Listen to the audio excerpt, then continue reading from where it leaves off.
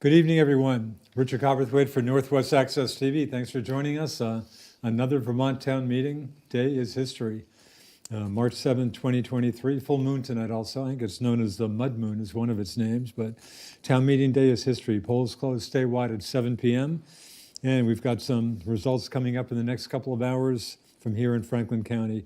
I'm very happy to have alongside, again, Bridget Higdon, the managing editor of the St. Albans Messenger. Thanks, Bridget, for giving us some time. And Jason Barney, the veteran social studies teacher at MVU, author of several books. Really happy to have you folks. Thanks for joining us here. So again, Bridget, I'll let you start with maybe a couple of talking points. I mean, finally getting back to, I guess, kind of a normal town meeting day, but your thoughts as we seem to have cleared the pandemic to some extent? Yeah, I think normal is a good word there. Lots of towns returned to a floor vote today, and then even those who weren't, who were voting by Australian ballot, there seemed to be some more of the normal traditions at play, whether it be bake sales or saw lots of Girl Scouts today out and about. There was really sort of just a great camaraderie and happiness all around, I'd say. I should know we're still awaiting results at this point. Of course, contested select board races in St. Albans Town and Swanton, for example. I caught some of the Highgate meeting, and kind of one of the big issues in Highgate was whether Highgate would continue to have in-person meetings in the future or go to all Australian ballot. And the vote on that was to table that issue on a 36 to 26 vote, so there'll be at least one more in-person town meeting in Highgate next year. Jason, any quick thoughts from your MVU perch? Well, at this point in time, for anybody who wants to pass a school budget or a town budget, it's all about turnout. And town meeting day votes are notoriously low as far as the number of people who come to the polls. So I'm going to be interested to see just how many votes tonight are like what you just mentioned in Highgate, where there's barely 100 people who are casting a vote. And again, that was at the town meeting. Obviously, there'll be way more people than that voting on the MVU budget. Yeah, and I'm very interested to see how the local school budgets do. Boy, I guess in the case of MVU, boy, an almost $45 million budget, up, boy, about what, 10% or so? But remember, that's not MVU alone. That's also the Franklin, Highgate, and Swanton elementary school budgets as well. Interesting. School budgets, Bridget, was that, especially for town meetings going back several years, a big thing was tallying how many school budgets went down to defeat.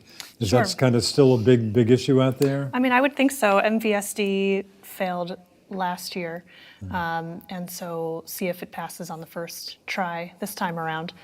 I know Maple Run has a really big budget this year, and so it'll be interesting to see what happens with that as well. Right, that's of course the biggest budget in Franklin County, a little over $69 million for the Maple Run Unified School District budget. And yeah, so school budgets always get some notice. Turnouts, again, we're just coming off the pandemic, but maybe not surprising. Do you think some folks, Jason, I mean, that's always a concern, the low turnouts. But with a couple of years, or in most cases where people were just voting if they participated by Australian ballot, maybe not surprising that turnout's even seemingly down even more. Yeah, I'm a resident of St. Albans Town, and I have to say that I'm impressed and happy that my town is mailing out all of the ballots to people. I don't know how many other towns in the county still do that. Boy, I don't think many. Bridget, I'm not sure there was anybody else. No, I think it was just the town. I think it might have been. Let me stop you there. We've got might be our one interview of the night. We'll see. But we've got Jonathan Giroux, the chair of the St. Albans Town Select Board, who's involved in a contested race. Jonathan, good to see you. Good to see you, Richard. For starters, do you know how you fared at town meeting today in your contest? We got some unofficial results. I won my race 833 to 596. And what about, congrats, and the other, Brendan Deso, your fellow incumbent, challenged by David Bray? Yeah, David Bray 686 to Brendan Deso 756. So it looks like, unofficial, but those are pretty solid numbers? Unofficial, but Yes, pretty solid, and Article 1, 2, and 3 both passed. So, okay, so everything passed. Yeah, In fact, you had boy, that was the shortest warning I've ever seen in St. Albans Town. Not a lot of items on there. yeah, not too much going on the articles. Interesting. And again, the budget was it was up significantly.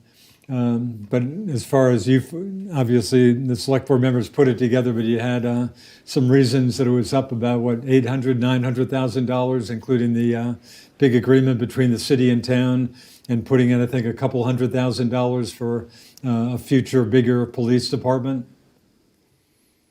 One of the issues. I'm having a hard time hearing you, Richard. Sorry. I don't know if my connection's bad or not. Sorry, I was just asking you about the budget increase in St. Albans Town. The budget was up significantly, but you still got approval for it, Yeah, it passed narrowly by about 200 votes. We had a lot of stuff on there that was, last year we voted, I believe, the equipment fund for $200,000 for the DPW.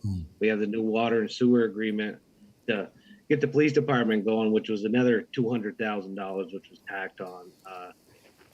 The other $50,000 on there was for the sheriff's department that was in their contract for this next coming year. So there's some right out of the gate. We were hit with a lot of big ticket items, in the budget. right, and also a new town manager to find. You're obviously starting up. You're well along in the process of finding another town manager too. Anyway, Bridget, you want to jump in with Jonathan? Sure thing, yeah. I guess, yes, talk to us a little bit more about readying the police department for the agreement in the coming year. I know that was $200,000. Would you like to reiterate to the public sort of what that money is for the police department? Yeah, and I believe talking with the city PD, they already started the recruitment process, because when they bring officers on, whether they're pre-certified or they got to get certified, so they got to go to the academy, they got to get training. It's a pretty lengthy process, so they need to start up just to get the officers on board, get them trained. And some officers come pre-certified, so you don't have to send them to the academy. They just got to do the polygraph and the background check, like that. Great. And then the other part of that $200,000 is some, they obviously have some equipment. If you're bringing more officers, you're going to need some more equipment. Right. Great. And will you talk to us about what you did for this campaign and sort of to share your campaign with the public and put yourself out there? Obviously, folks know who you are since you're already sitting on the board, but that doesn't always, that doesn't always give you a free pass. Obviously, we put our signs up. We did a little door to door. We got a lot of letters of support and the messenger on Facebook, stuff like that. We did a few door hangers here and there, but that seems to work. When you get enough letters of support, word of mouth passes through this little town pretty quick.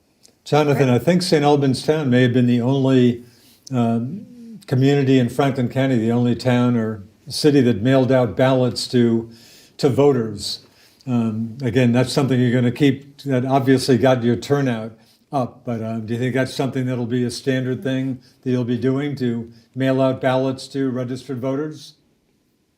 We decided to do that again. We did it during COVID, and we decided as a board we're going to mail out ballots again. You get a lot more, you get a lot bigger turnout. And I think, some people are still, worried about COVID and stuff. And we had almost 1,000 mail-in ballots mailed to us. Wow. So decent. How would you describe the turnout? A decent turnout, do you think? Yeah, it was. I believe it was about the same as last year's town meeting day. Yeah. Jason, anything to throw at Jonathan? First, would you mind giving us those results that you ticked off earlier when you first came on, what your numbers were and the race for the other select board position? Yeah. My numbers were 833 to 596. The other select board race for the 2-year seat, Mr. Bray was 686 to 756, Brendan Deso. And do you want the articles numbers too? Yeah, please. Yeah, sure. Okay, so Article 1 was the budget. That was 869 to 649. Article 2 which was the $100,000 fund balance, was 1394 to 129. And Article 4 was add the additional $50,000 to the previously approved $125,000 fire department reserve fund, which passed 1,068 to 452. Those are unofficial people. Yeah, So- we appreciate getting some numbers. Jason? Were you concerned with the budget this year? Did you think that there was a chance it was going to go down, or did you expect it to pass? I was a little nervous because, it is, it's a considerable chunk of money, higher than prior years. And the town really, prides itself on, only having like a 2 to 3 cent increase. But with all these, like last year, like I said, we started right out of the gate with about a little over $500,000 worth of previously voted articles, or, a water and sewer agreement and stuff like that. So it kind of drove it up. So hopefully in the next few years, we won't see this big of a budget. I think, this is just to get us started with a water agreement. This is the equipment fund will get rolling. And, so once we get a year or two into that, we can make changes. I think it's going to, I don't think we're going to see another increase like this. And hopefully inflation comes down a little bit and the cost of healthcare doesn't keep climbing as steep as it has. And then one follow-up. You mentioned that mailing the ballots to voters was one impact of COVID, that you wanted people to be able to vote and vote from home. The schools are certainly transitioning to a post-COVID phase. How are things for town government now? Have you sort of transitioned beyond COVID? Or how has it impacted what the town, or how the town has been conducting business? Yeah, I think we're fully back to normal, and for most of it, I don't think we're gonna do mail-in ballots again. I think this is gonna be our last time, but who knows? We might make a decision down the road to mail them again. You just get such a bigger turnout, and it's just easier instead of people trying to come to the complex. So why wouldn't you keep mailing out ballots then? So why wouldn't we? Right, yeah, I mean, you said this might be the last time you mail ballots out. Why wouldn't you, why would you stop that process? It's giving you an obviously much bigger turnout. Well, we'll have to come to an agreement as a board, whether or not, but because it costs money, it costs a little bit of money to do it. I think it's, I forget the numbers, but it's a few $1,000s I think it costs to do it, but you get a better turnout, Jonathan, while we've got you, when are you going to nail down, when are you going to pick another town manager? Is that getting close?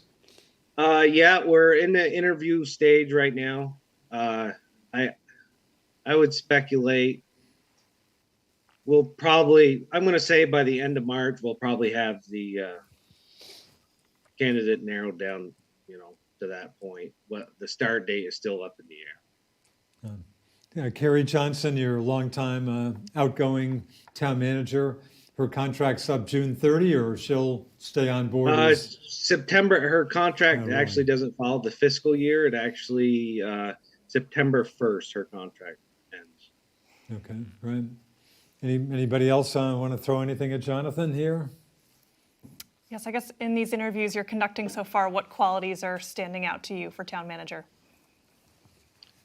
The economic, we have a couple candidates that have a strong economic development background, and that's very good because, St. Albans is growing with Beta Technologies coming in, with the airport in Highgate, we're going to really start ramping up here even more than we have in the past. So I think that's good to get somebody out in the community a little more, engage, and yeah.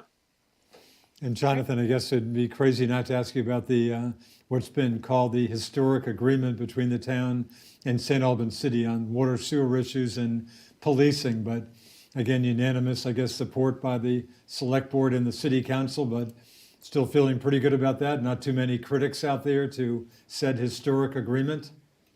We had a couple people stop by today at the polls, and they weren't pleased with certain parts of it. I ain't gonna get into the details right now, but I think it's going to be all right. I mean, there's a different chief up there than last time when City PD was in the town. Chief Taylor was up there. Now we have Mo Lamont as the chief. So, and I believe he's still going to be there when they take over the town. So I think it's going to be all right. Anyway. Okay, hey, we appreciate the time. Congratulations on your re-election victory. Sounds like it was a good day for you in St. Albans Town. We appreciate the time. Perfect. Thank you. Have a good night. Thanks. Good night. We'll Yeah. see ya. And we got about 4 minutes to go before we'll take our first break. Bridget, anything jumping out? I guess actually we should maybe take note of some of these results on here. Fairfield, all articles passed. I guess a very small turnout. Franklin, there was a 2-year select board seat, Dave Benyon, and know Dave's a real solid guy. And a 3-year seat, Justin Rainville, winning that on voice votes. Yeah, we Franklin, have all some- articles passed. Sorry, jump in, Bridget. No, that's okay. We've got some early votes from Georgia. No, great. Love to hear them. Coming in here. So some results for the select board races. Great. The 3-year term on the select board went to Jamie Comstock over Doug Bergstrom. Wow. So she beat an incumbent there. Have you got numbers in front of you there? Um, If you don't worry about it. I've got a 473 for Jamie, but there's no votes for Doug. Interesting. Doug, of course, an incumbent. He was the chair of the board, of course, appointed last Right. year. Yep. Right. Devin Thomas also won a 3-year term, 2 years remaining of a 3-year term with 482 Wow. over Gary Wright, who's a familiar face on the select board. Yeah. And then Shannon Jenkins and Carl Rosenquist will take the 2 1-year seats available on the board. Interesting. Carl was Over- on the board also having been appointed last year. Right, but Well, Shannon, I guess, will take over Don Penny's seat. Don Penny Boy, was interesting. not So reelected. and some of the 3 incumbents took a hit, albeit 2 of whom had been appointed last year and hadn't been elected before. But wow, that's very interesting. Anything else out of Georgia? I guess school budget was almost 16 million. Anything else out of Georgia? I'm sorry, I'm looking we're talking. through here. Yeah, we're One talking moment. Georgia. Wow, that's interesting. We were talking off air about because it seemed like the folks who weren't the incumbents were kind of running as a team against the incumbents, and with some Right. success. Yes, the budget passed for the school and for the town of Georgia. Interesting. I guess an issue that didn't seem to get a whole lot of attention. I guess all the member towns of the Northwest Vermont Solid Waste Management District, which is just about everybody in Franklin and Grand Isle County. I guess what a $1.5 million bond issue to look to expand the Georgia Recycling Center, and I suspect we may not get a lot of numbers on that. I guess I would be surprised if that didn't make it. Or did you hear anybody talking about that? I did not hear anybody talking about that specifically, but I think as we see the county grow, it just makes sense for the recycling facility to do the same, to Yep. support that demand. Sounds like it. Hey, I think it's break time. We've got a break coming up, and our own Bryce Batchelder, who's I guess VP of the board here at Northwest Access TV and a Franklin resident, and it's got some good filming, I guess, of the Franklin Town meeting, and we'll be back.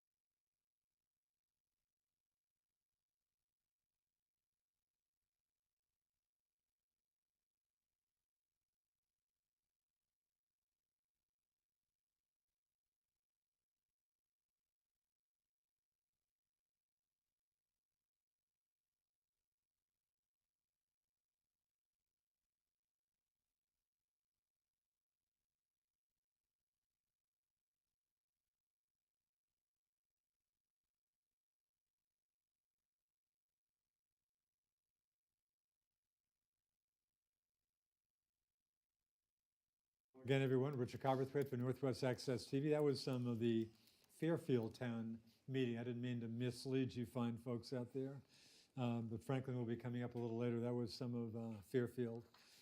And Jason, some unofficial numbers out of Swanton. It looks like a victory, and I guess, in fact, one of the contested races was two of your former classmates or students. So I don't have any other information on the other select board races, Yeah. but the Cody Hemingway and Nick Brosso race, Cody apparently won.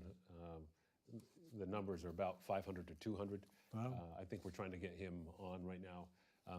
I just want to say, both of those young men are former students of mine. Nick is involved with the Historical Society and is a great help to what we do. I've known Cody for a while too.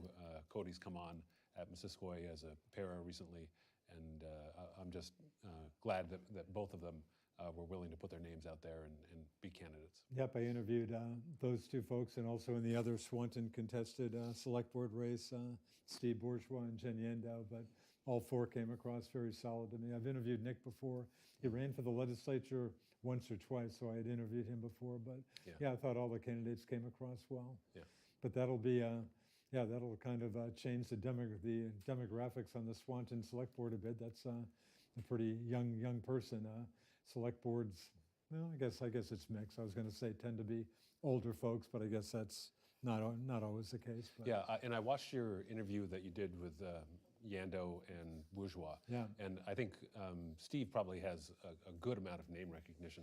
I would certainly race. think so. But Jen Yando, she was very impressive. Yeah, I agree. I was impressed by what she said, and she definitely appeared to want to win that race. So it'll be interesting to see what the other results are. And Jason, you're of course a former legislator, and you know something about running for office, something I can't imagine. But kudos to all the folks, and some of the folks losing these races are real, good people, and I hope they, take another shot at it in the future. But anyway. So one of As the in former legislator right here at the time, what, youngest or second youngest? second youngest, yeah. Second youngest. One of the bright points for me today was going in to vote at St. Albans Town and up at the complex, and it was cold. And the candidates for St. Albans Town Select Board were all outside, and they were sign waving, and I wanted to go up and say hi to those folks because it was so cold.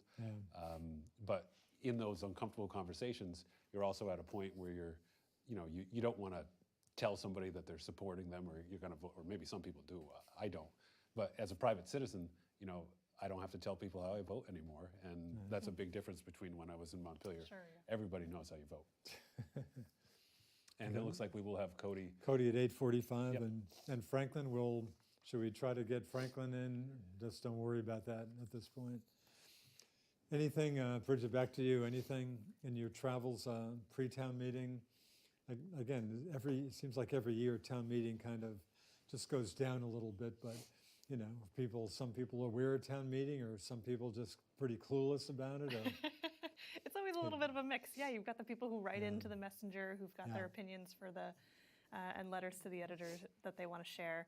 And then you have folks who all of these towns host informational sessions.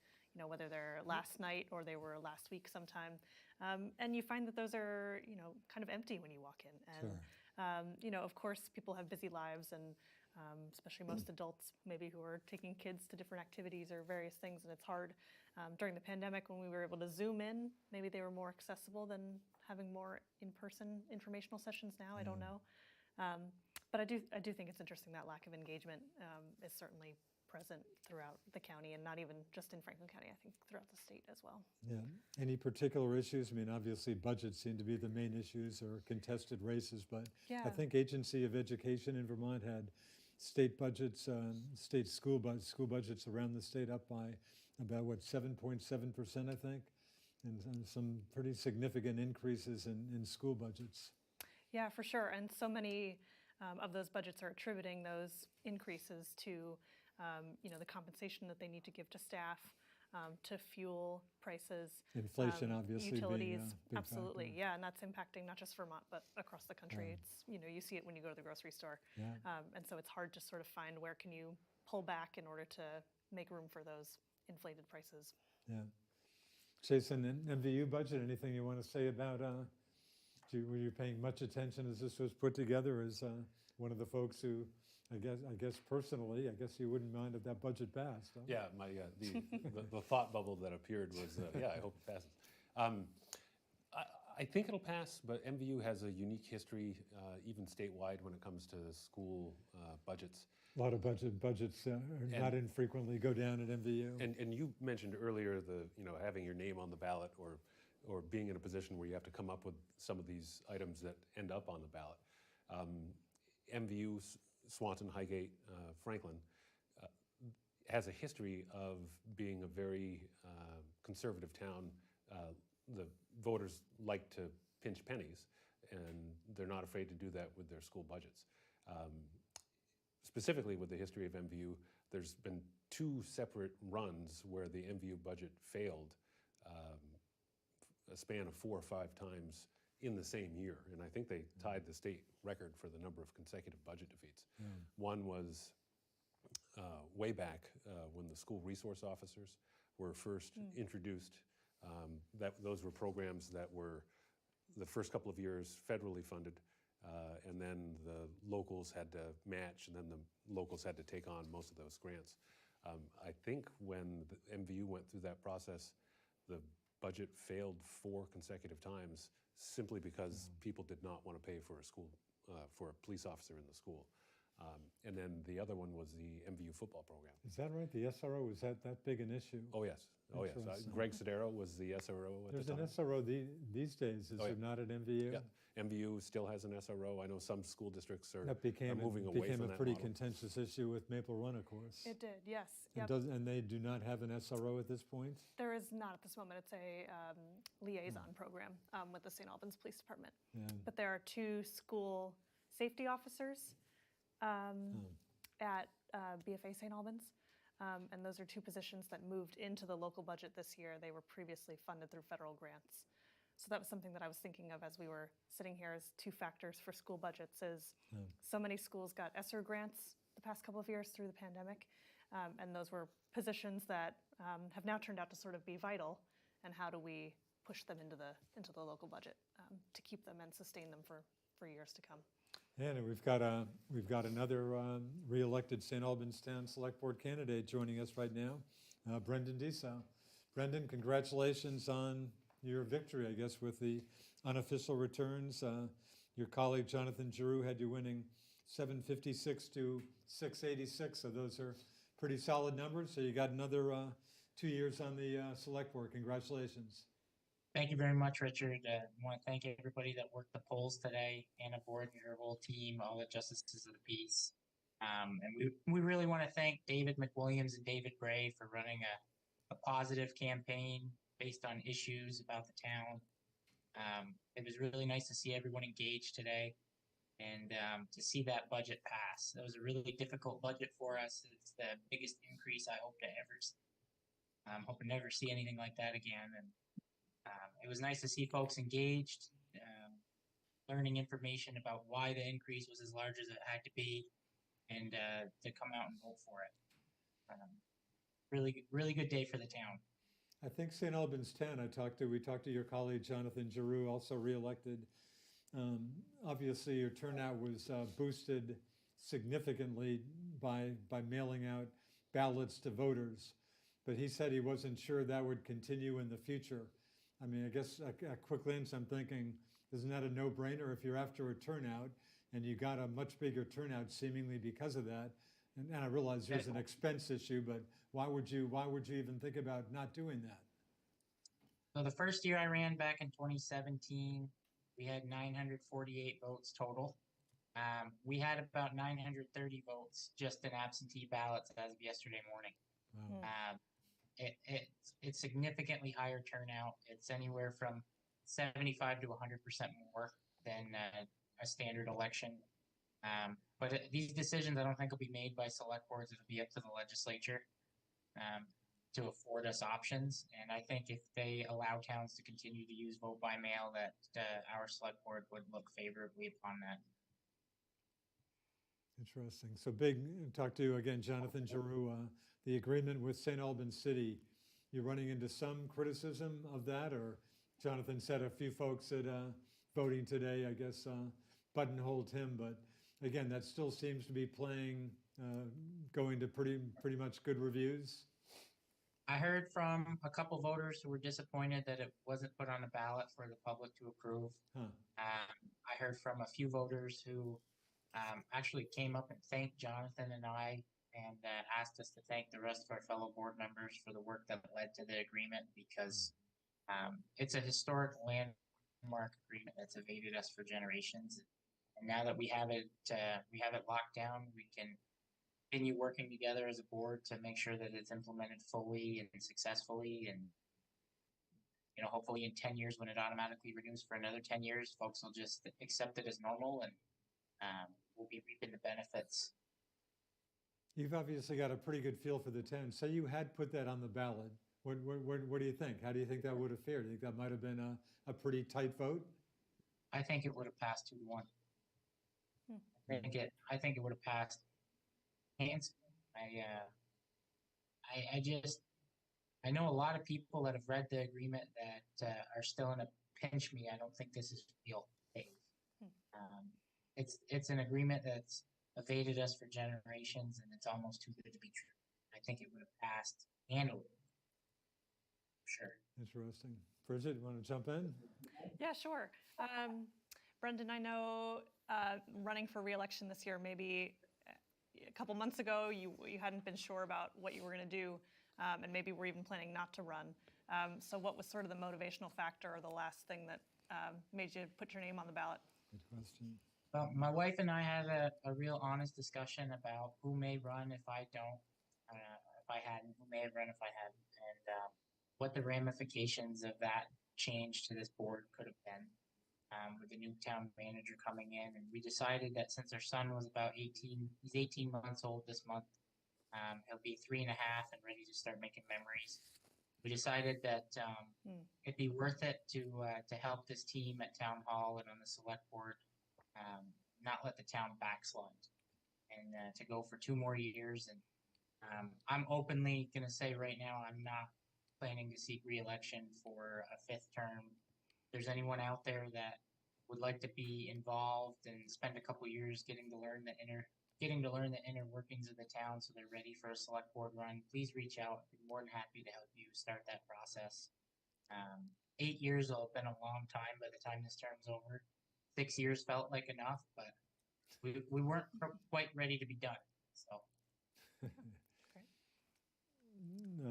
Jason, anything you want to throw at Brendan? So first, I want to say it's good to see you warm and in your home after spending so much time out in the blowing snow today. You guys look pretty cold. We made it till 6:30, and the line started. The line of voters trickling in started to get a little thinner, and we ran to the nearest warming shelter.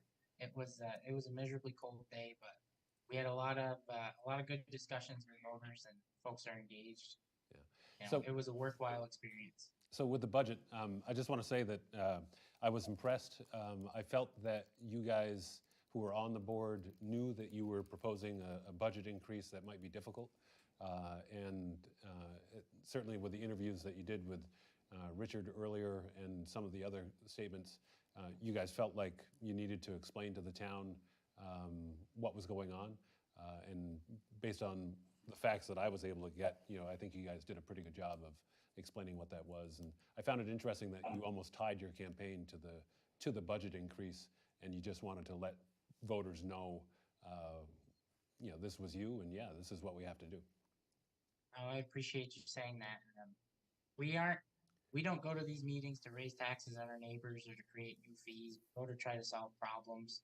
And a lot of times you can't solve a problem without creating resources, and those cost money. So between inflation, the historic water and sewer deal, and what that means for the town for the upcoming fiscal year, the change in our fund balance, our available fund balance to lower taxes, and a few other cost centers. I mean, it was an over $900,000 year-on-year increase, which is unheard of for our town. So we owned it. We wanted to be in a position of being able to explain it to folks who had heard about it, rather than having to explain it to folks who had to find out about it themselves. I think we did a good job. Brian Delorier wrote a few pieces. I know Jonathan Drew never shied away from it, and I know Jack Brigham and Jeff Sanders talked to a whole lot of folks about it. And this is one of the most conservative and transparent boards I've ever been a part of, and I think this budget just as easily could have gone down if a different board handled the same increase. So we learned a lot this go around. We hope to never have to use these plays in our playbook, but we thank the voters for coming out and being engaged and reading about why the budget had to go up as much as it did, and then supporting it. If I can wrap around to a question that Richard had asked earlier, and this, I teach government at MVU, and I teach politics, and I'm a political animal, so all politics is local and national issues are tied. With St. Albans Town having its mail-in ballots, something I support, have you had any reaction or concerns from voters that mail-in ballots may not be safe? We had a couple folks today that actually approached us and shared that they had received ballots for their children who had moved out of state for college. I would share that our town clerk and the Secretary of State's office, they both do a great job scrubbing our voter checklist on a more than annual basis, and our board wouldn't feel comfortable employing a vote by mail election unless we knew that the data we were utilizing in that process was solid and that we could stand on it. The folks that provide us with that data, our town clerk and our Secretary of State, they do a great job. I hope the legislature allows us to continue this practice because it's dramatically increased our turnout. People are more engaged. I see way more people in the grocery store that know what's going on just because they're receiving ballots regularly, and they're researching issues at their kitchen table before they have to vote. It's a really neat way to run a local election. Yeah. Editorially, I just want to say that I think St. Albans Town is doing the right thing, and it saddens me that certain national political figures are trying to do what they're doing with that information. So thank you for what you're doing. Thank you. Brendan, that was a pretty tight race. The unofficial numbers, we have you beating David Bray by 70 votes. Were you pretty confident you'd win re-election, or not so confident? Well, anytime you get inside of 72 hours, you feel you're going to lose no matter what your position is as a candidate going into a race. But David Bray worked really hard. He ran an issues-based campaign.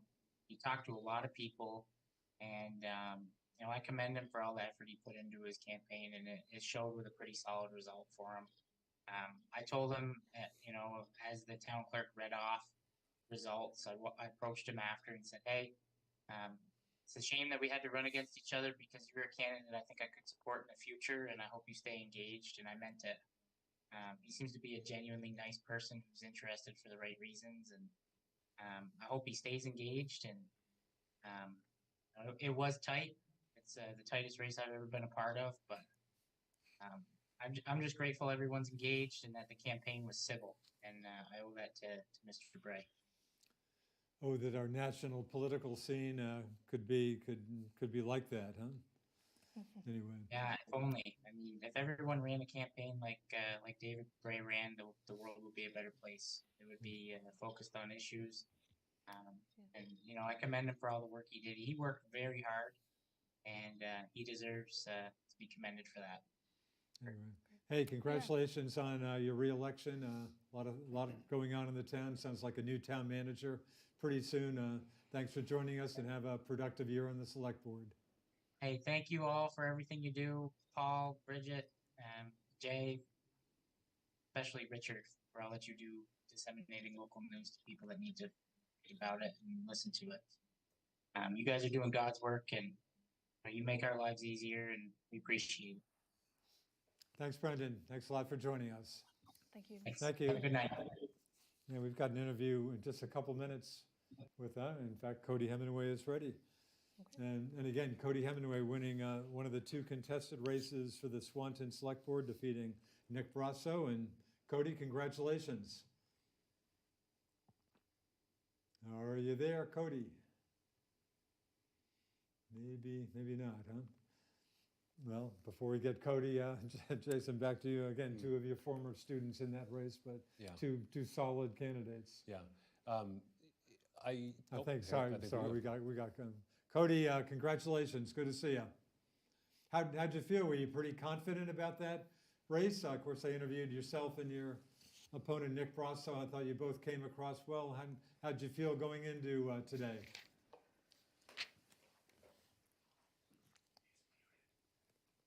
Cody, I think your volume's down. Yeah, we're not hearing you right now. Has to unmute himself on Zoom. You may have to unmute yourself on Zoom.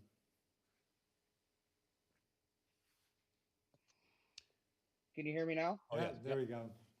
Anyway, so again, were you confident going into today, or how'd you feel? It went pretty well.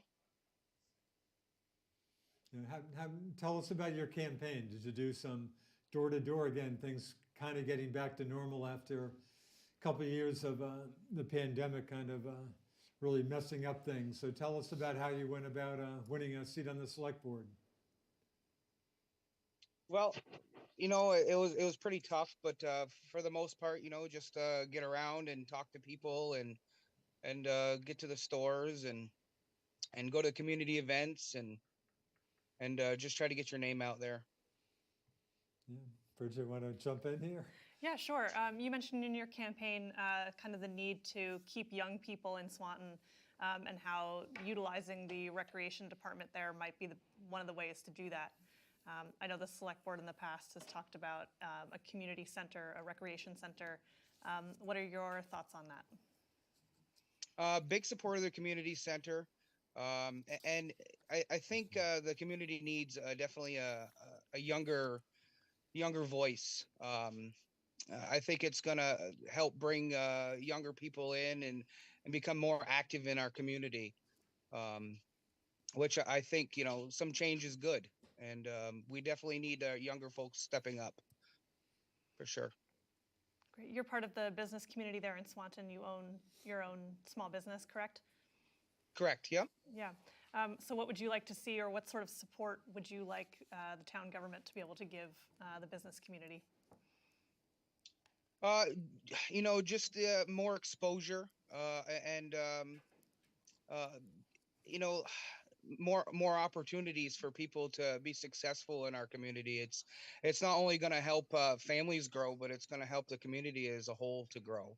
It's like just a big chain. Yeah, I know there's been some work done in the last couple of years to revitalize some buildings in the town center there. I'm sure that would possibly be another way of drawing business in if you're able to sort of revitalize places that are already there. Yeah. I think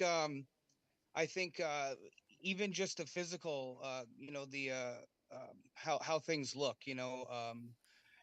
plays a big part in Swanton. We have a lot of people coming through there, and we definitely want it to look good, but also we want it to be practical at the same time. Small business has always been vital to Swanton.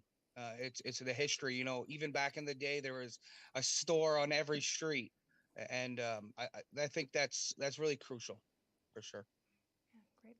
Do you, in terms of bringing young people into the community, what sort of conversations are you having with young people who are there? What do you find that they need or want? Believe it or not, a lot of people they seem to be bored in Swanton. There's not a lot to do. So what I would really like to see is more activities for not just the younger generation, but even, the 30s, 40s, and 50s to go out and to do things, as a community. The events are great. The rec department does an amazing job being involved in our community, but the younger folks just they move away. and because there's just not much for them to do. So I'd like to see activities and different things for them to be more involved in. Awesome.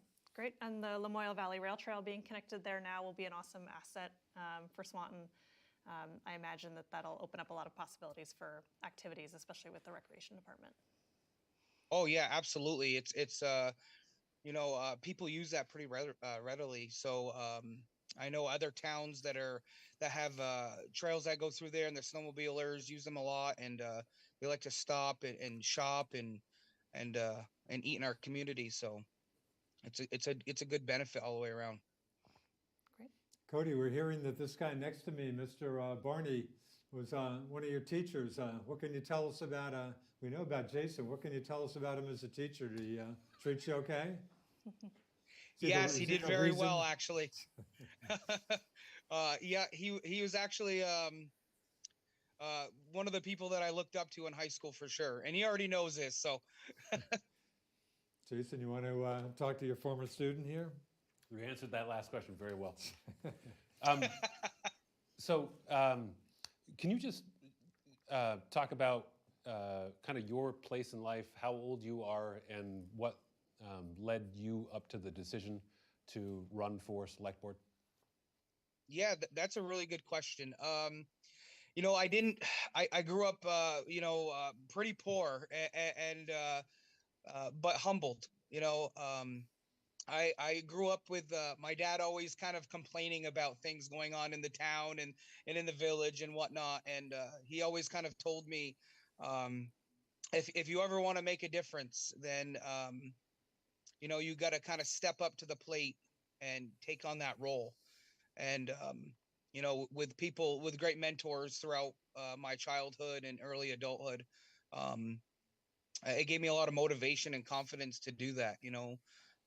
I'd like to see some great changes brought to the community. So there's only one way to do that, and that is to step up and kind of take on that.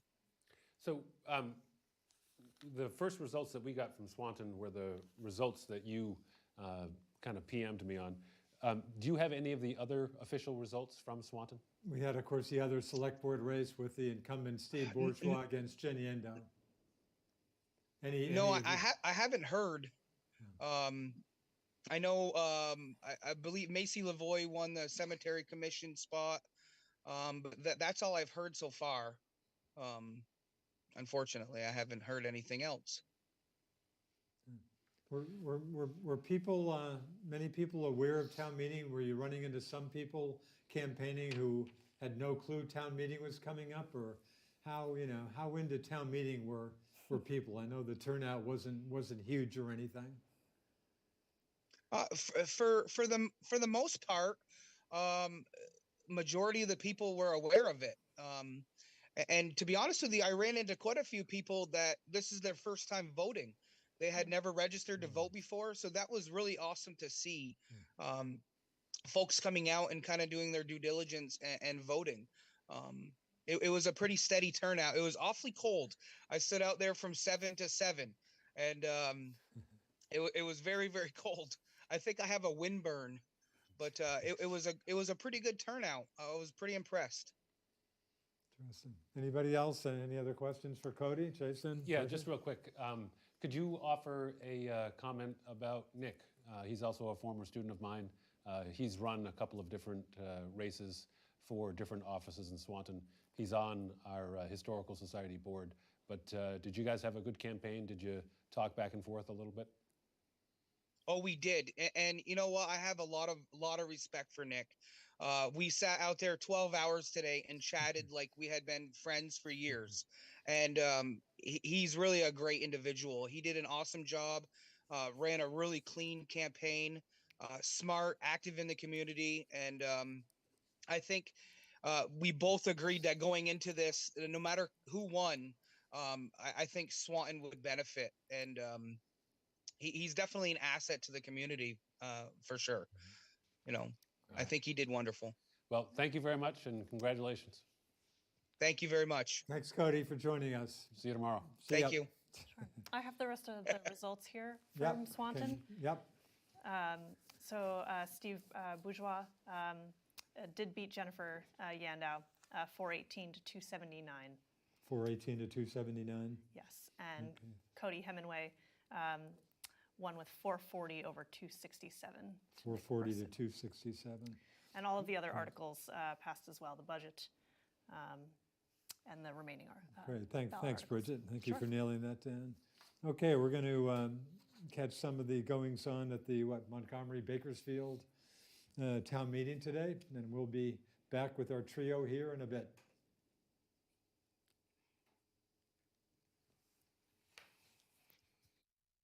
Second town meeting day. Started in 1791, which happens to be the same time that Bakersfield was founded, for those who don't know. It was really good turnout when we tried to do the 18-month budget. I think we had probably 150 people here. Yeah, they were all ready to drag us out to the town square. So I can guarantee you that if there's something.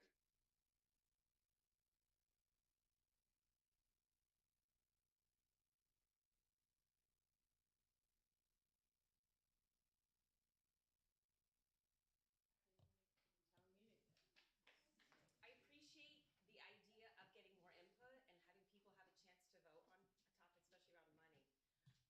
Maybe this is a conversation that we've had many times, but I personally like having the discussion and hearing about it. I also concern that it's on a Tuesday town meeting and a lot of people work. I happen to be a teacher, so I can attend this, but if I didn't, it would have to take a personal day. So I know this isn't really the time to talk about this, but I would like to put out there again the idea of moving town meeting to a Saturday to be more inclusive to everyone in town. Are there any nominations for cemetery commissioner, 5 years? I'd like to nominate Harmon Mayo. Harmon has served on it for several years. And I don't think he wants to do it.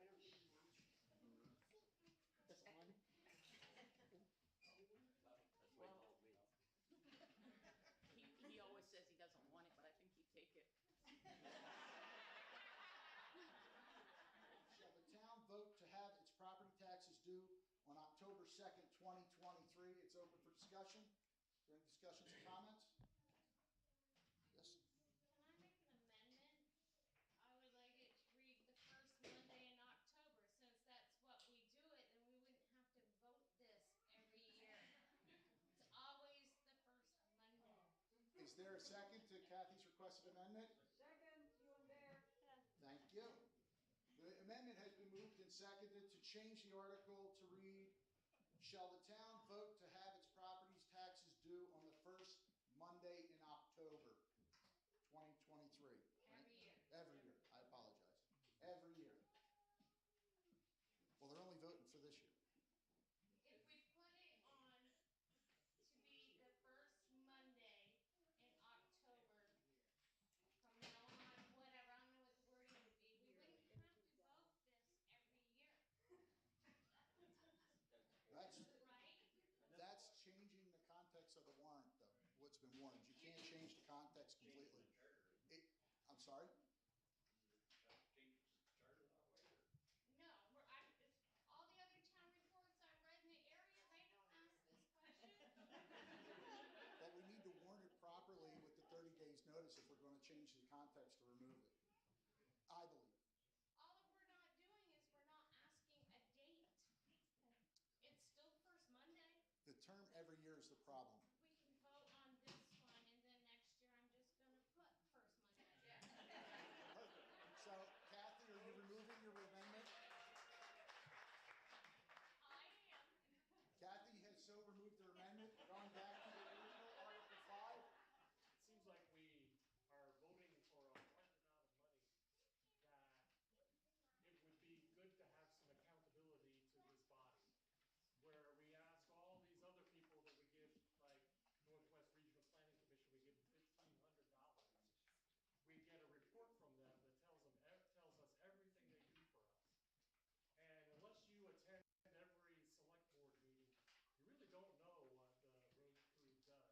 It would be nice if it could list, like, we fixed this bridge, we graded these roads this many times, and just put a report in.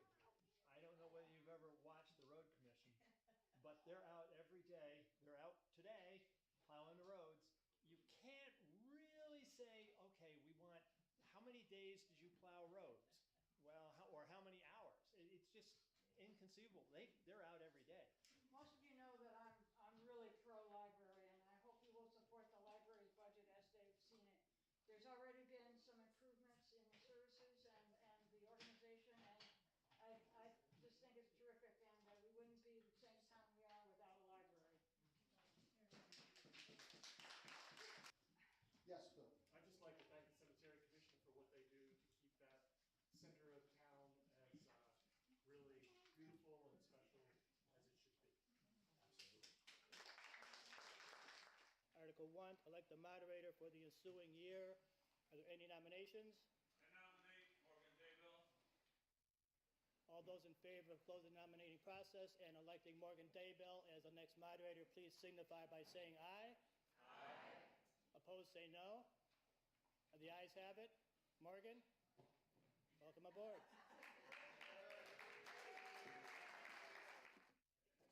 Congratulations. Thank you.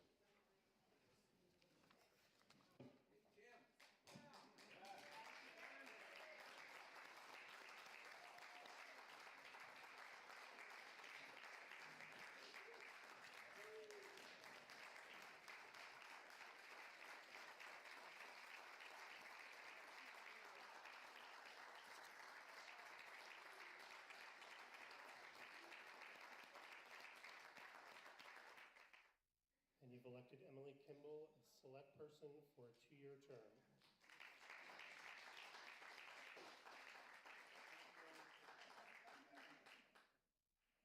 Article 2B, select person for a 3-year term by ballot. Are there any nominations? I nominate Suzanne Bilbois. Suzanne Dallois has been nominated. Other nominations? I nominate Arnold Mercy. Arnold Mercy has been nominated. Select person for a 3-year term by ballot, Suzanne Dallois, 41, Arnold Mercy, 36, blank 2. And you've elected Suzanne Dallois.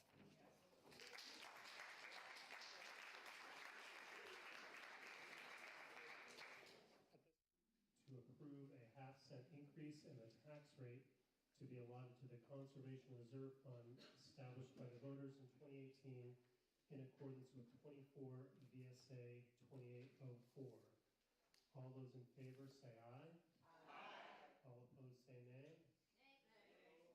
I believe the ayes have it, and the ayes do have it, and you have approved a half-cent increase to the tax rate to be allotted to the Conservation Reserve Fund.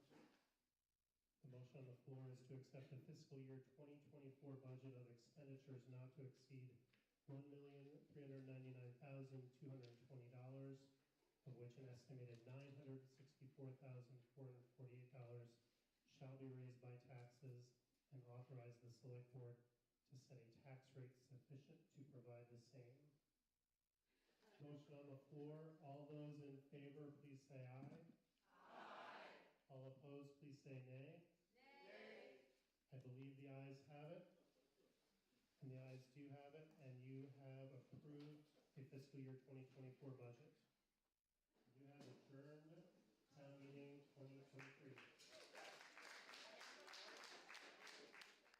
Article 1, elect the moderator for the Well, Richard Cowperthwait, we're continuing with our town meeting day coverage here on Northwest Access TV. Thanks for joining us. And alongside Jason Barney, longtime teacher at NVU, former legislator, current author, working on book number 5, Jason, I think? 5 and 6, maybe? Yeah, probably won't stop there. That's Yeah. very, very impressive. And also Bridget Higdon, the managing editor of the St. Albans Messenger. Bridget, I think we've touched on St. Albans City. Again, I'm a St. Albans longtime city resident. Not the liveliest election, but some results anyway out of the city. Yes, Marie Bissett will keep her Ward 3 seat. She ran unopposed. And Trudy Chaffee will replace Mike McCarthy in Ward 4. She also ran unopposed. The city budget passed. It's $10.98 million, includes some more money for dispatch, as well as a bolstered police department with that agreement with the town. And then the new fire truck, Article 3, also passed, both in a bit of a, pretty significantly. Yeah, in fact, the last city budget that went down, I think it was then Mayor Marty Manahan downsize the city fire department, which became a big issue. And I think that was the last time, that was quite a number of years ago, that the last time the city budget went down. And you've got some numbers on the Maple Run. This is obviously easily the biggest budget in Franklin County, almost $70 million budget for Maple Run Unified School District number 57.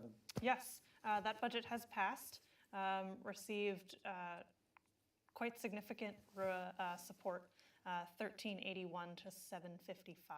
Wow, that's pretty decisive, huh? Yes, very decisive. And then the 4 candidates running for the school board were all unopposed. So that means Jack McCarthy, Amanda Giroux, Suzanne Kenyon, and Charles Brooks will be added to that board.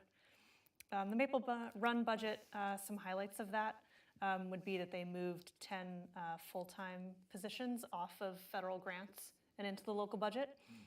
Those are math, literacy, and social emotional support interventionists and school safety workers, among a couple other positions.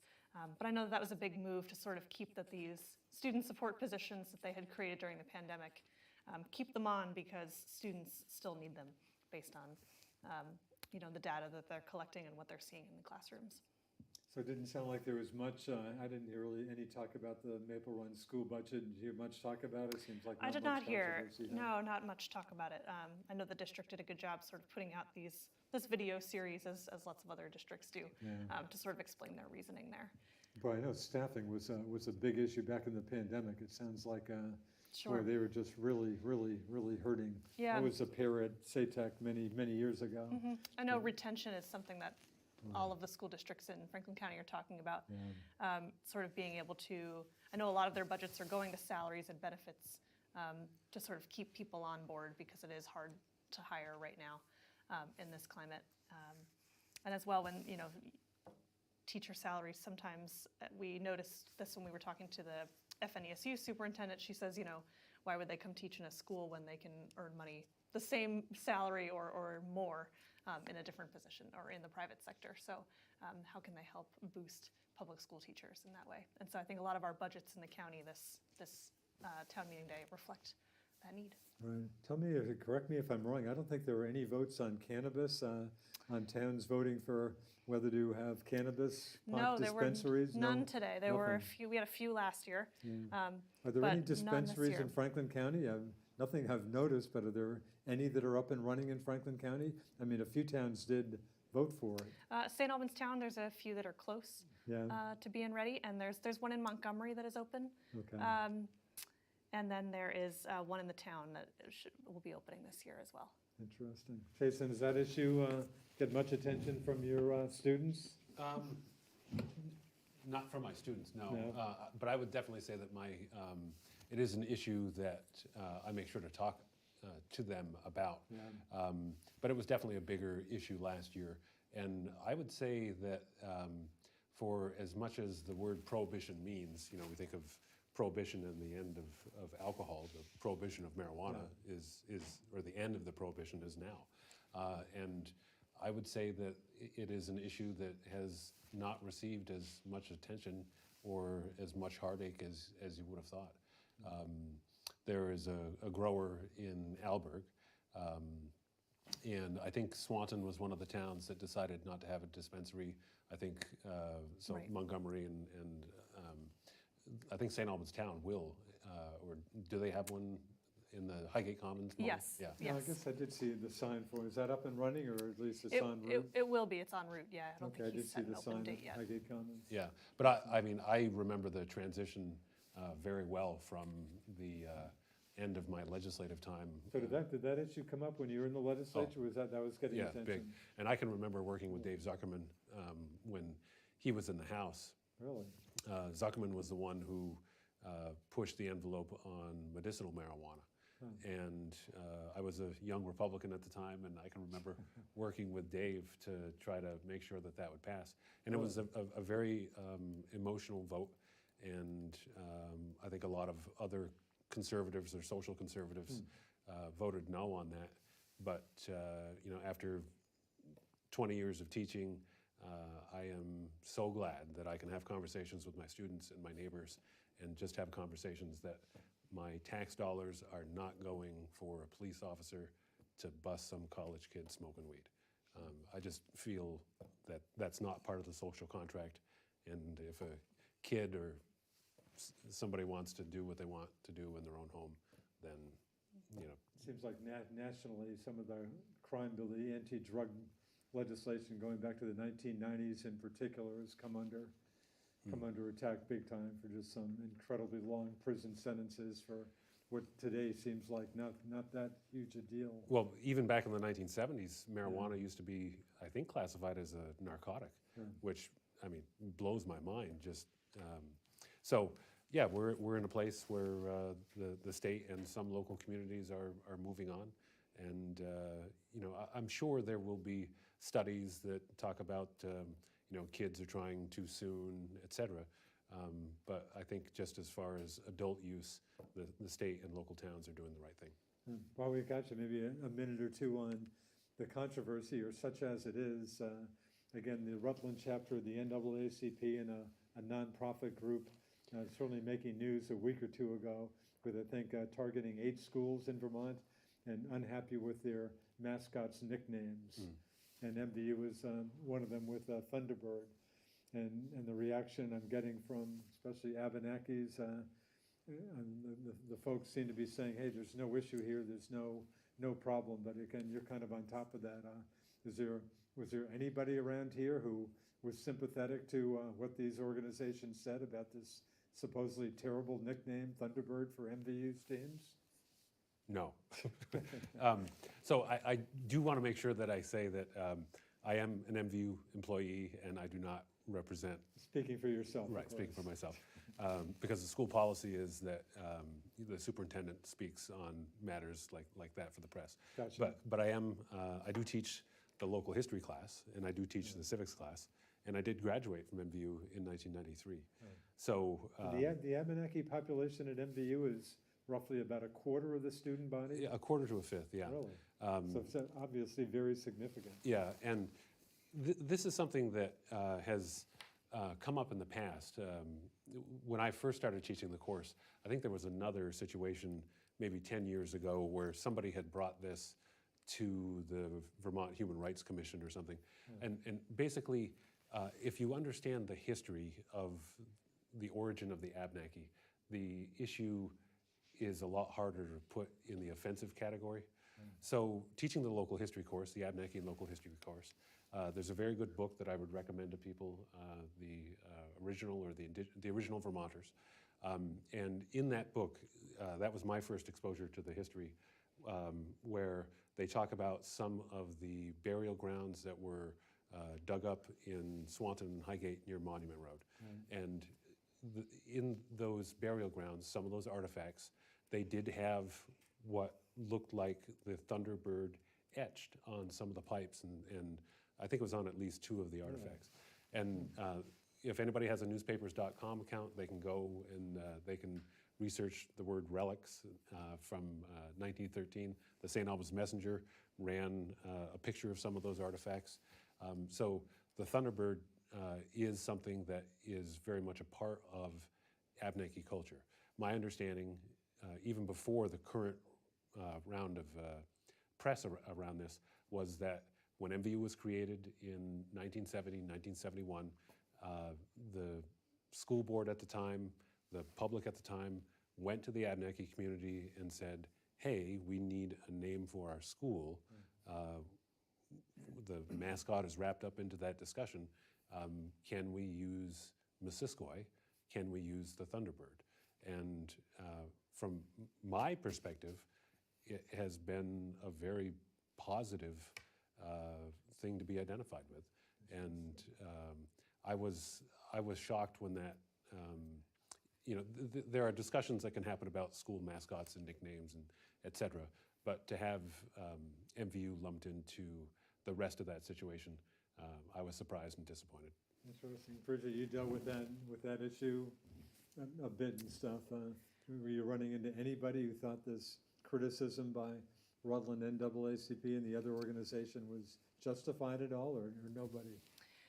No, we saw a lot. The Messenger published a story about a week ago. John Custodio, our reporter up there, covered this issue, and We saw lots of comments on Facebook, in regards to the article, and no, many people, were just as confused and, supported the Thunderbird name.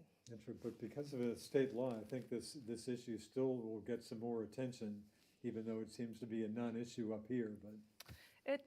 It probably will, maybe for the other schools, not sure about MVU. I know the superintendent there, Julie Regenwald, said that a complaint needs to be filed with the school board specifically in order for them to take it up as an issue.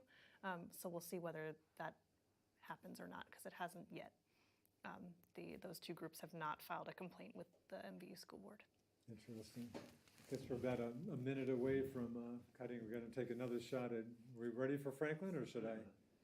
I've got some results from Richford. No, can we if get you'd like. some quick Richford results? Thanks, Bridget. Yeah, sure. There was a contested select board race in Richford, and Kristen Shepard took that race by just 3 votes over Carl Weatherby. Kristen Shepard was currently on the board. She was appointed to fulfill a term, and Carl Weatherby was throwing his hat in the ring there. So again, Shepard over Weatherby in Richford. All right, very good. Thanks for that result. Okay, we're going to take another shot at some of the Franklin Town meeting. And again, this is our colleague here at Northwest Access TV, Bryce Batchelder, doing his thing, a Franklin resident. So again, we'll take another look at Franklin, and we'll be back in a bit.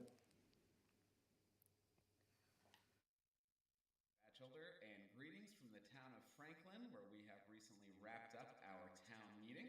I'm here to give you a little bit of an update on the discussions that took place and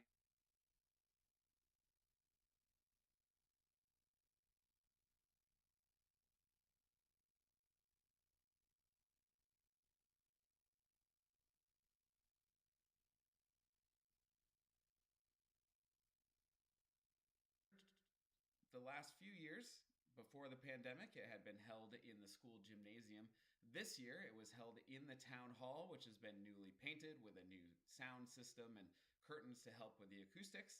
And there was a Zoom option this year, with the caveat that folks joining on Zoom could participate in discussions, but could not vote from the floor. So a couple of measures that the town of Franklin voted on via Australian ballot were for the Missisquoi Valley Union School District positions such as moderator, treasurer, town school directors, and the budget, and the Northwest Solid Waste District bond for the Georgia Recycling Center. I'm sure that we'll have those results on Northwest Access TV. We spent the bulk of the morning going through the town reports from the various commissions and boards. A few highlights from the discussions. First, for the select board reports, there was discussions around plow truck maintenance costs, as one of the older trucks has started to need some upkeep, and discussions about the intersection at the north side of town, which is Main Street and Lake Road and Middle Road and Morse's Line Road, that Route 120. That is a very confusing intersection and has resulted in some near accidents. And so the town is looking into ways that we can make it more safe. They're looking for state input and hoping that there will be a state study to see what adjustments can be made. For the Watershed Committee, of course, the Lake Carmi's health is always at the forefront of the town's mind. The last few years, they have been going under aeration and have noted that it has not worked as expected. And so the town is looking into other options to improve the health and quality of the lake. For the Higdon Library, there was plenty of praise for the new programs that the library has started over the last couple of years, especially for kids, though there are concerns about accessibility as the lift in the building is currently broken. And so the select board is looking at costs for repairing it or putting in a new one or other options to make the building, which has both the library and the town clerk's office, more accessible for folks.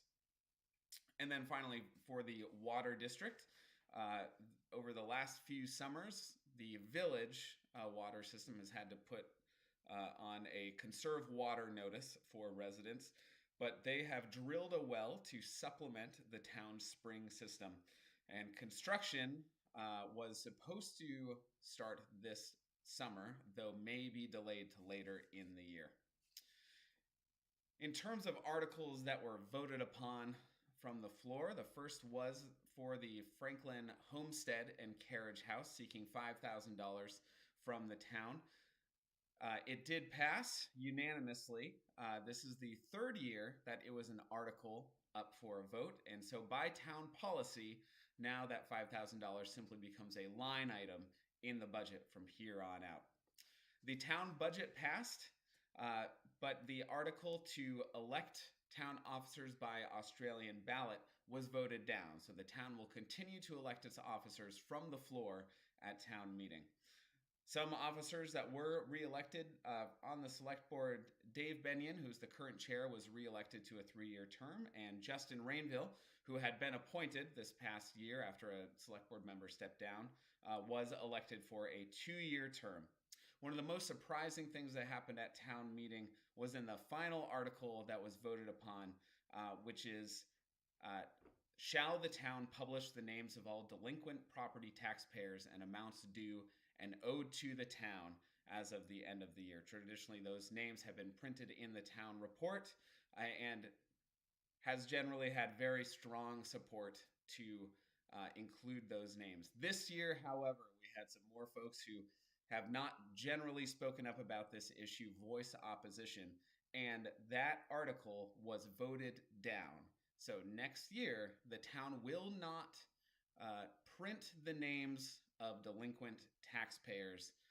In the argument was in the name of preventing public shaming and trying to preserve the dignity of folks in town.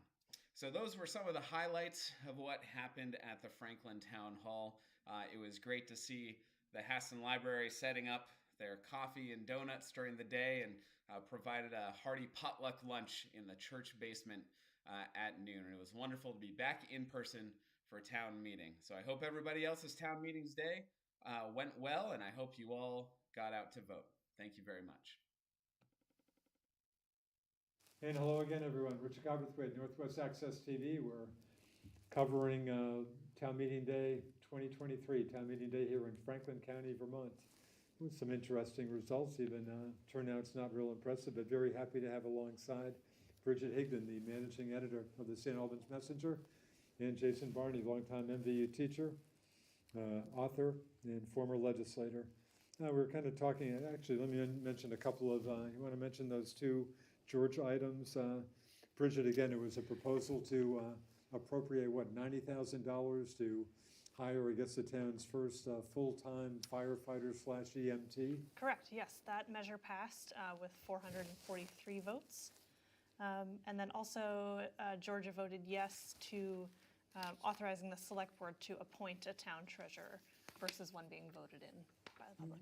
Okay, so yeah, there were some interesting issues, and maybe worth noting the Georgia Select Board results again, with some of the incumbents having a tough time. Have you got Sure, that we in can do front of that. you? Or? Yeah, of course. Jamie Comstock beat Doug Bergstrom for the 3-year term, and Devin Thomas will complete 2 years of a remaining 3-year term instead of Gary Wright.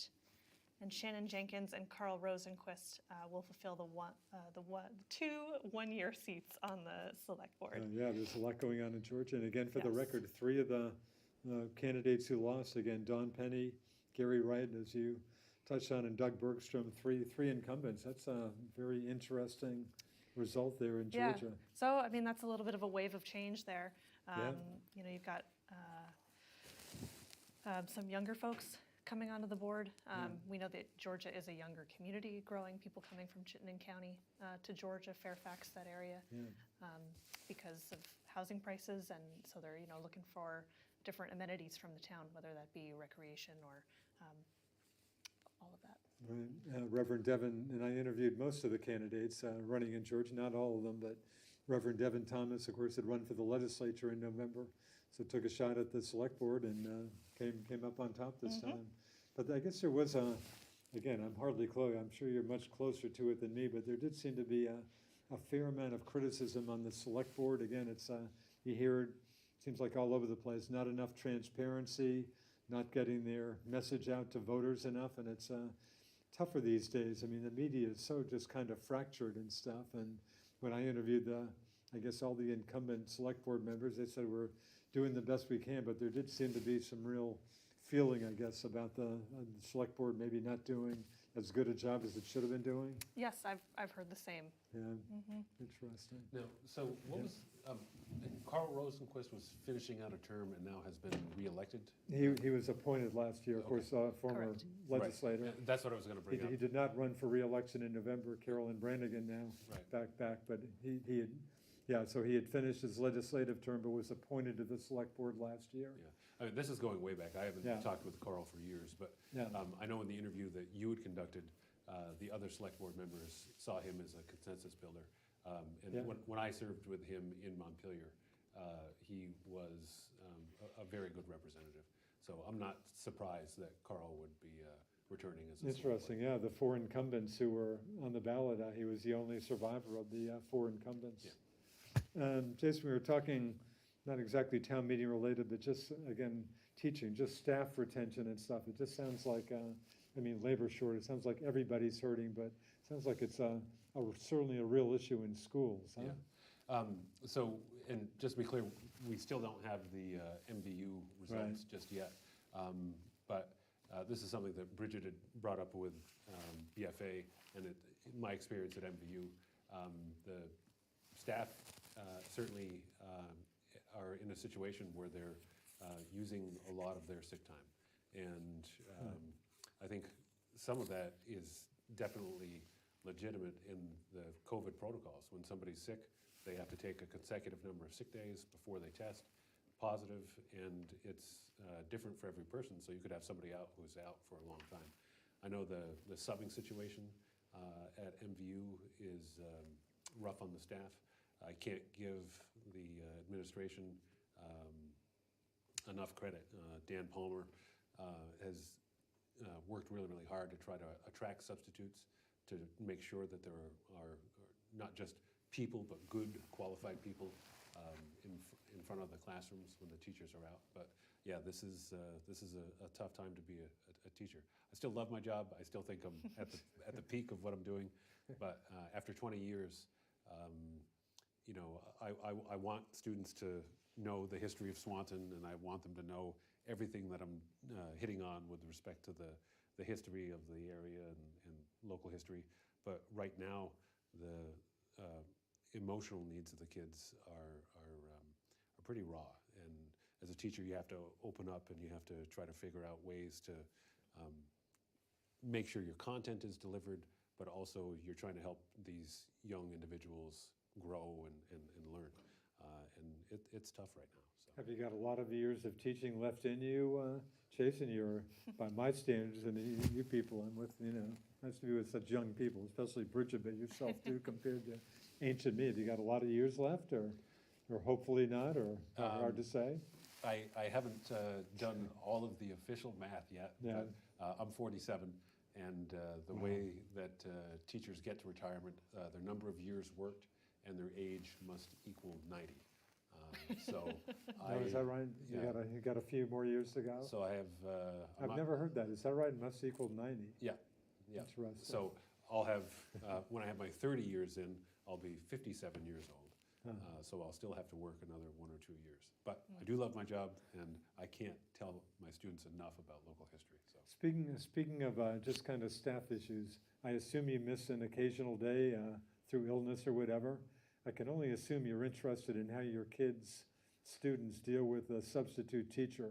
That's something how do they? I mean, it just sounds like substitute teachers, boy, because I was a para for a while at SATEC, and the behavioral issues totally blew my mind. I had no clue.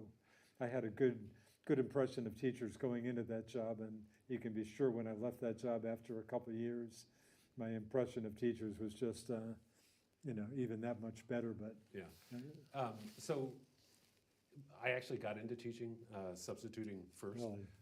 So I was on the receiving end of some of the treatment that you're describing. Yeah. Subbing is not easy, and I think that's one of the reasons why you're seeing people kind of look at other employment opportunities.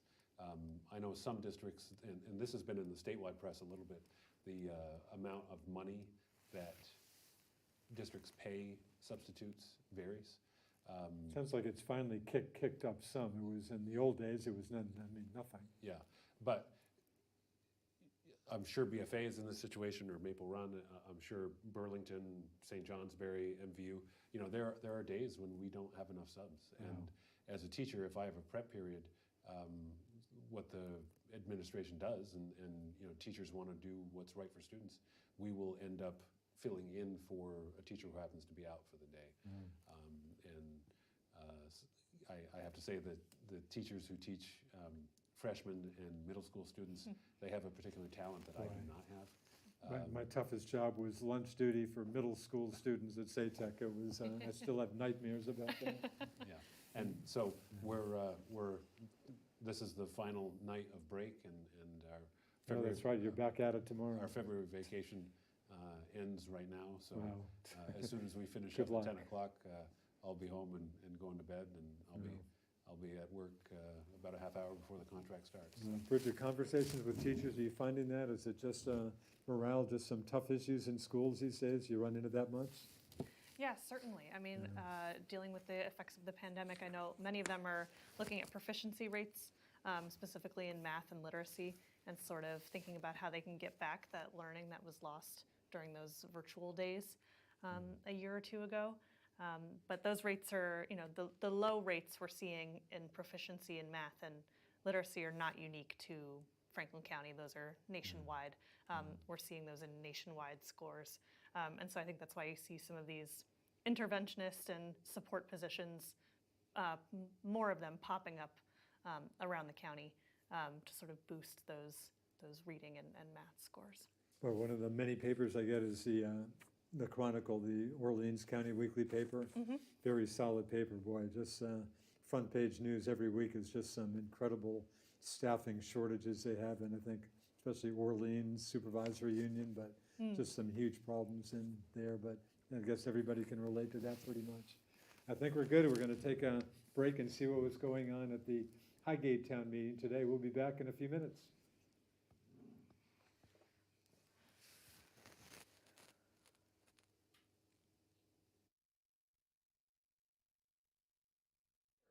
We're going to be moving on now to Article 4.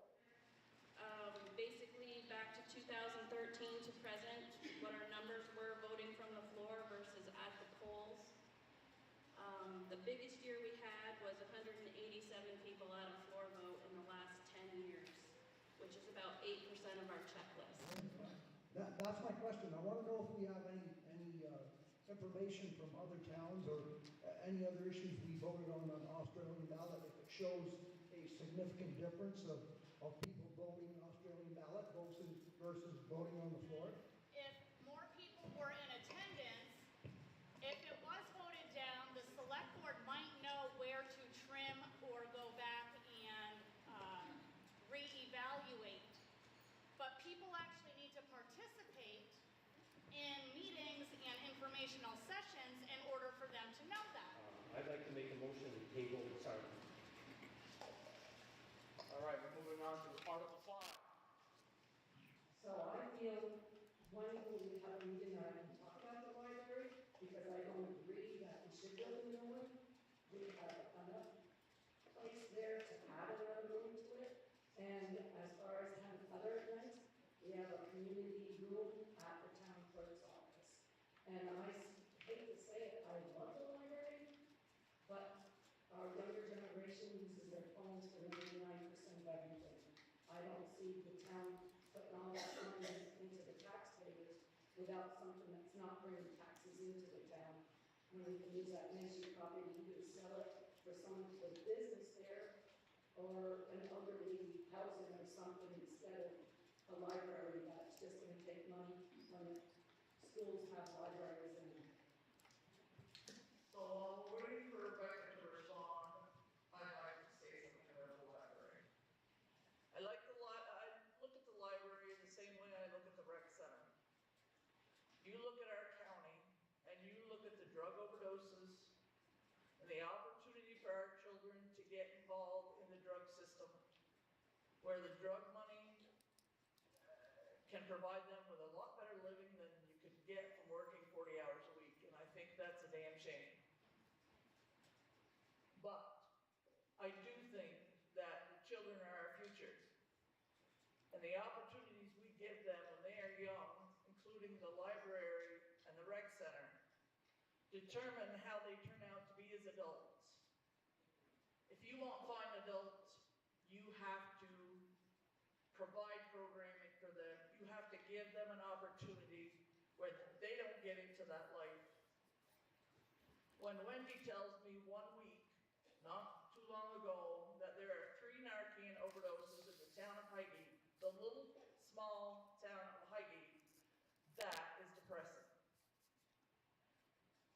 Part of our job as citizens is to raise our children properly. The rec center provides opportunity where children are kept out of drugs. They're given things to do with their time besides getting into trouble. The library does the exact same thing. It provides an opportunity. It shows them a world where there is things beyond their comprehension in the small town of Highgate. I would ask you not to limit the future of our children by dissing things that you yourself might not take advantage of. I'd like to see the children in our town have a hell of a lot better future. Rebecca.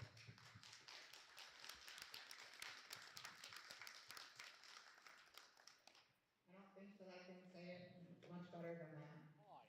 We can use this. We've had many discussions here today already about a new roof for the arena and other purchases, and I'm asking, why can't we use this ARPA money towards that? That is perfectly legal in this article to be asking that and opening it up to public, because basically what I'm hearing from Sharon is we can do what we want with it. If we want to choose to use it here or use it there. And I'm not making accusations that we spend money frivolously. What I'm saying is the town doesn't have much of a say as far as where $1.6 million goes, especially when you've only spoken for $235,000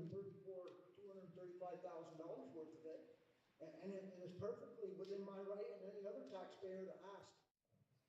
Good evening again, everyone. Richard Cowperthwait, Northwest Access TV. We're continuing with our coverage of Vermont Town Meeting Day 2023. Polls closed at 7 p.m. and I'd like to think we've had a fair amount of results for you. One of the trademarks, and I should note again, with Jason Barney, MVU teacher, author, Bridget Higdon, managing editor of the St. Albans Messenger. Very happy to have such good company again. Kind of one of the trademarks of town meetings, Jason, is legislators will often show up at a town meeting, and a lot of times they have to get permission to speak, especially if they're not residents of that town. I've never seen them not being given permission, but I guess I just missed Wayne LaRush in Highgate today.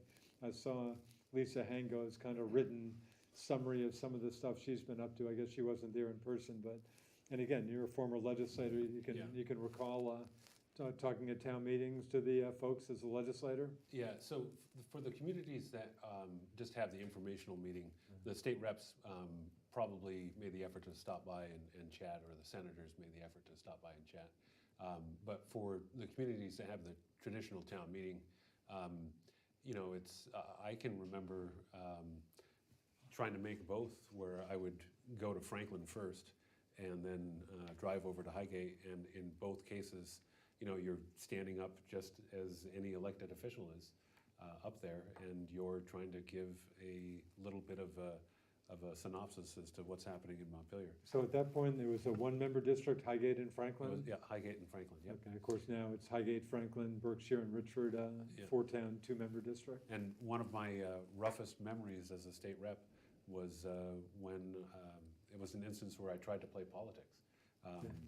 And there was a group of us that were trying to block a vote in Montpelier, and the only way that we could block that vote was to try to convince a certain group of state representatives to leave the floor. And if there's not a quorum, then you can't conduct business.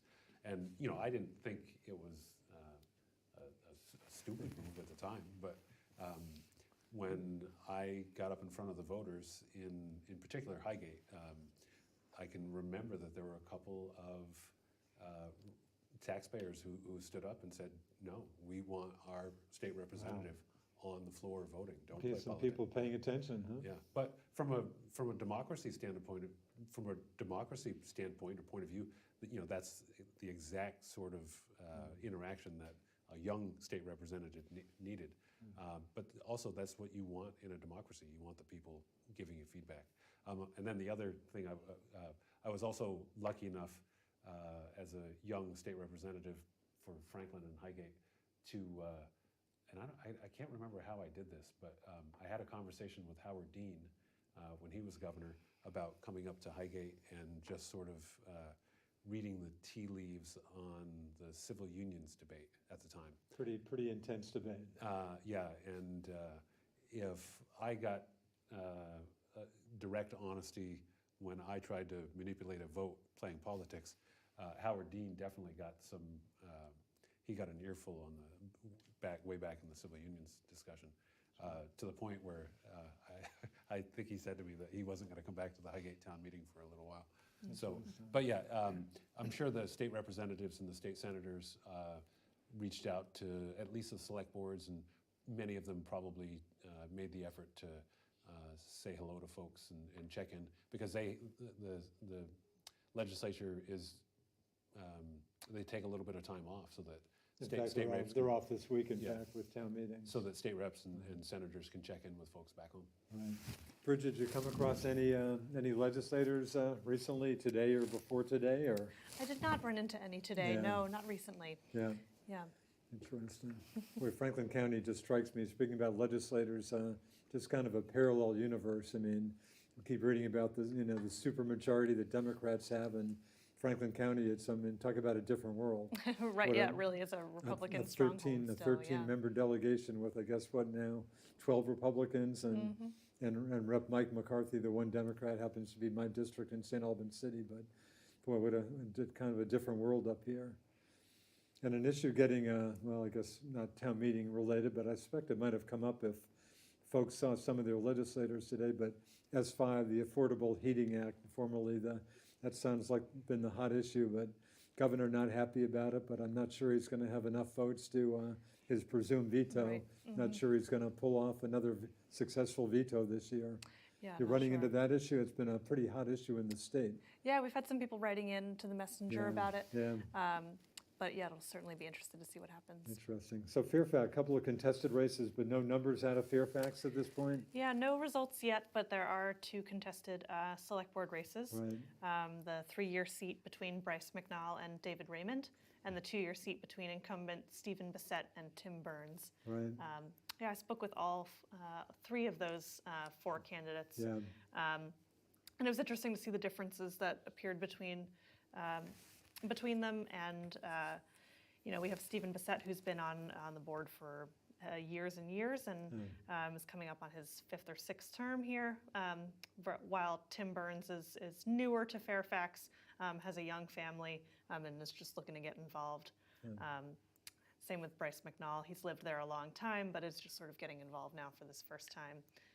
David Raymond previously worked for the fire department. Actually, several of them did. Sort of a theme there in Fairfax. And school issues have been a big issue. It was a very tight vote. Was it the second vote on the big renovation plan that Right, just there barely was a passed? revote in December for renovations to BFA Fairfax. Yeah. Their school budget this time around here is $17.65 million. Wow. It's up almost 13%. So that's a big jump, but I would say not unique. As we just mentioned, lots of schools in Franklin County are seeing increases in budgets. But that school renovation was a big issue in town. It did pass on the second time, the first time and the second time it passed. And that's going to bring new science classrooms to the building, an upgraded elementary school wing, and middle school, make some more room for preschool students, because Fairfax is a really growing community and sort of needs that extra space for But boy, new there've been families moving in. strong feelings on both sides of that issue. Sounds like it's been a fairly divisive issue, though. Yeah, sure thing. So I'm really interested to see how the school budget pans out. If people are going to be paying more for the school renovations, do they also want to pay more for the budget? Yeah. That'll be interesting to see. The town budget, not much abnormal about it. Adding an assistant position to the town's clerk office. And there was also a ballot item in Fairfax for a capital reserve fund that would use a percentage of the grand list to fund some infrastructure projects, which is always on top of people's minds. When you go to the polls today and you ask, why are people voting? They're like, well, I want my roads maintained, or that bridge fixed, because that's tangible stuff that people can see government doing every day. Absolutely. In fact, that came up at the Highgate town meeting, and I caught most of that today. But at one point, one of the residents said, "Hey, we still have a lot of dirt roads in town. Why don't you pave them all?" Sure, that's a big debate. I think that also has to, that comes down to preserving the character of a place versus efficiency. There's lots of nuances course, there. money comes into play a bit of course, also. Especially with the price of fuel and inflation, paving roads is becoming more and more expensive. For sure. I thought this was kind of cool. Again, as he maybe talked about before, but Highgate Select Board members got a $500 raise today. This was courtesy kind of resident Keith Plouffe raised the subject and said, hey, folks, I don't think you realize how hard these people work, and they don't get much pay. I guess in the case of Highgate, the select board members get, $1,000 each, and the chair gets another $250, in this case, Sharon Bousquet. And so they're all going to get a $500 raise. So this was from the general fund, of course, so they had to amend that and kick it up by that much money, and it passed on a voice vote. But yeah, I thought that was kind of cool. Yeah. Again, St. Albans City kind of blows my mind, as I told Jason here. Yep, the mayor of St. Albans City gets zero, gets nothing for his efforts and stuff. City council, nothing. Yeah, they used to get $10 a month, but I guess people felt that was too much. Hey, let's not be too extravagant here. Yeah. Anyway, just a long-term comment and observation about that. Yeah. I would hope that our local communities, we're so good about pinching pennies. Let's find a little bit of money to say thank you to the individuals who are coming up with the budgets and going to those meetings. And $500 for a year's worth of donated time, yeah, it's worth it. Absolutely, I agree. Okay, we've got another break coming up, and we're going to be back with our final segment right after this. Stay with us. Richard Cowperthwait for Northwest Access TV.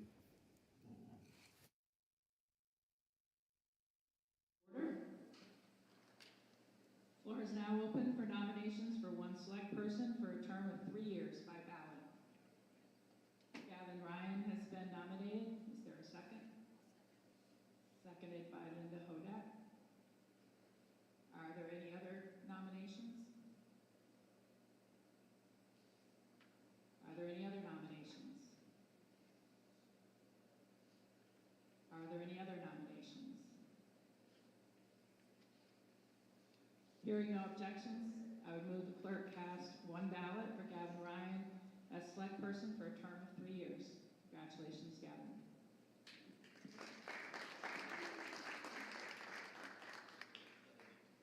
Floor is now open for nominations for a select person for a term of 2 years. Brian Doobie has been nominated and seconded by Damian Boomhauer. Are there any other nominations? Are there any other nominations? Are there any other nominations? Hearing no objections, I would move the clerk cast one ballot for Brian Doobie for select person for a term of 2 years. Congratulations, Brian. Article 6. Shall the voters approve the 2023 total general fund expenditures of $1,740,585, of which $1,153,310 shall be raised by taxes and $578,275 by non-tax revenue. Previous year total expenditures were $1,595,000, of which $1,089,400 were raised by taxes and $505,600 by non-tax revenues. I would entertain a motion. Ron Bocash made a motion, and a second, please. Larry Stenick has the second. Floor is open for discussion on approval of the 2023 total general fund expenditures of $1,740,585, of which $1,153,310 shall be raised by taxes and $587,275 by non-tax revenues. Questions or discussion?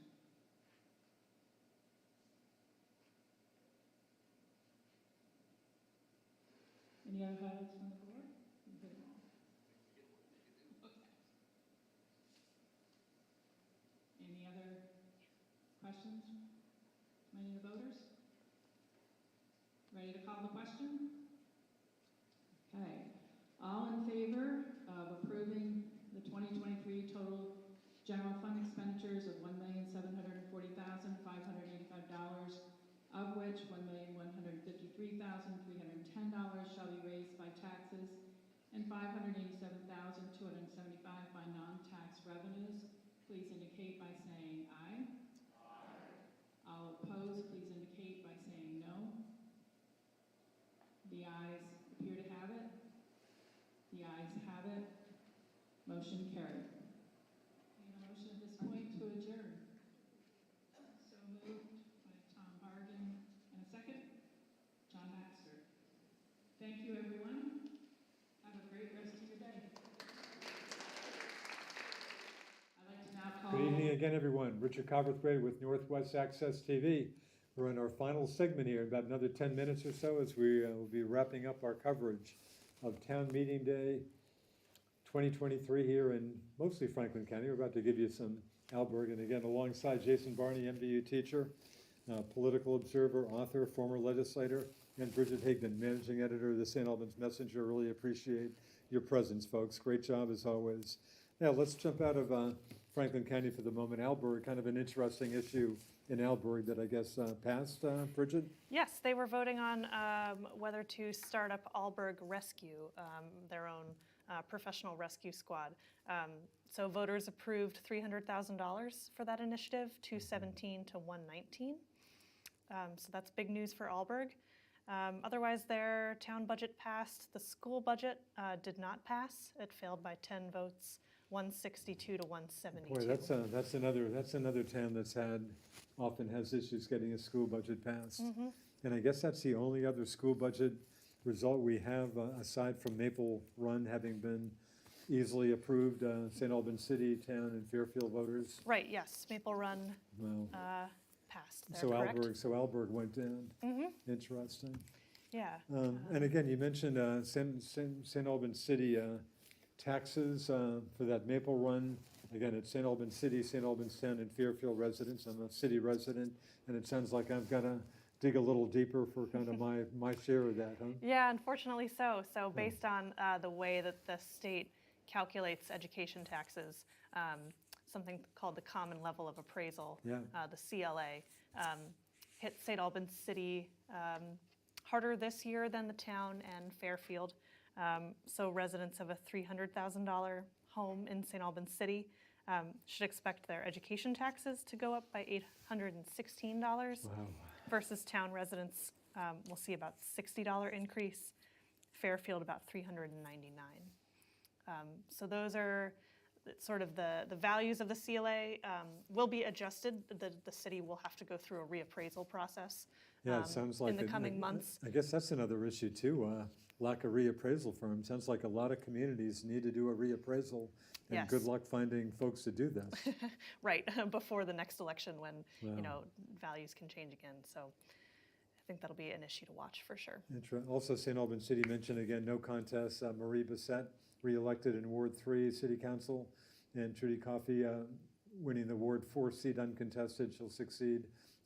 Mike McCarthy stepping down from the council, but still state rep representing 4 of the city's 6 wards. And maybe worth mentioning, most folks probably know, your tax bill typically is about 1/4 on the municipal side, on your town or city side, and about 3/4 on the education side. And I'd love to think, while I'm still alive, that I'd see a more logical or a less incredibly complicated education funding formula, but I think I'm probably dreaming about that. Also, St. Albans City, the city budget passing, and also a new fire truck passing as well. So St. Albans Town, I guess the incumbents fared well in the 2 contested races in the town, Bridget? They did, yes. Brendan Dizo was reelected, as well as Jonathan Giroux. The town budget passed. There were no other significant ballot articles on that budget, but they all passed anyway. And again, we got a couple of contested races in Swanton as well.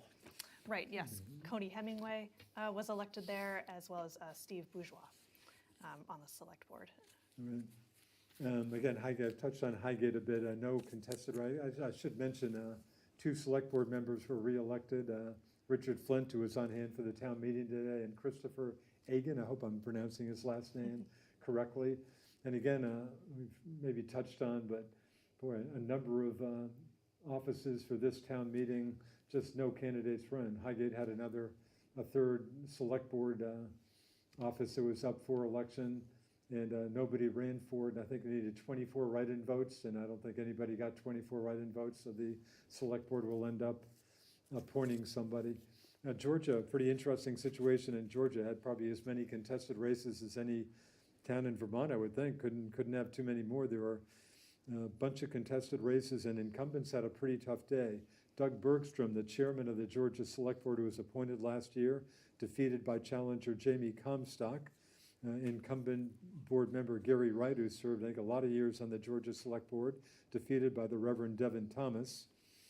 And then the one select board member who was elected, Carl Rosenquist, who had been appointed last year, the former legislator, he was elected, and Shannon Jenkins, and they defeated Don Penny, who's on the select board, no longer in Charles Chuck Cross. So a lot of activity in Georgia. Jason, what's jumping out at you for Town Meeting Day 2023? Anything in particular?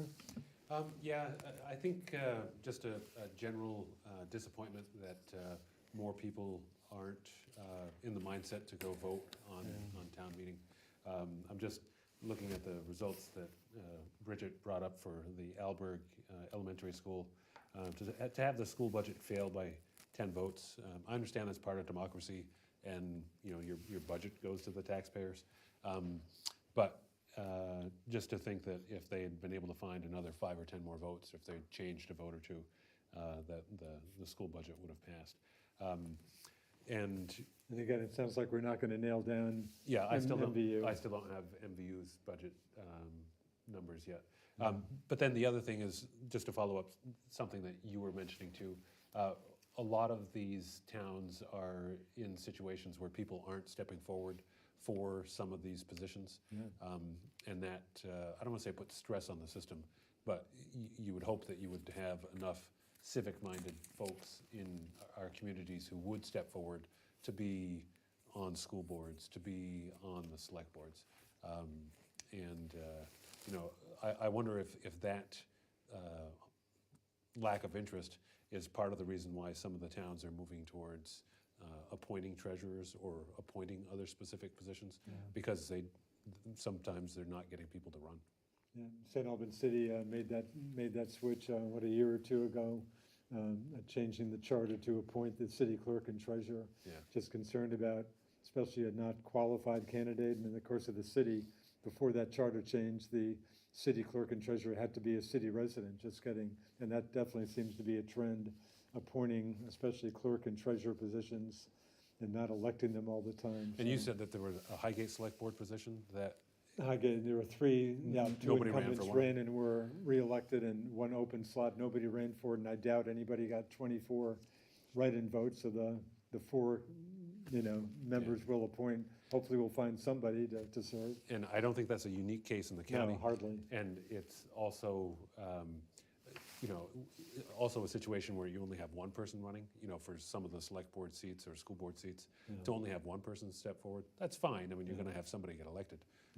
But still, you'd like to see a little bit more interest and interaction. Yeah, I think it's important to debate the issues, to have somebody else in to have a conversation with. So, having 2 names on the ballot, of course it's great to have one person step up, but when you can have 2, there's an exchange of ideas. You're forcing each other to be better in many ways. And it also gives people a choice, for obvious reasons.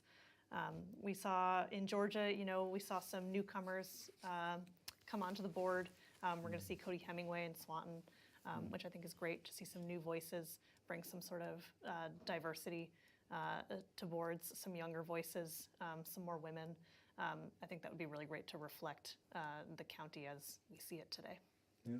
Any other final thoughts, Bridget? Thanks for your efforts, but any lasting impression of Town Meeting Day 2023?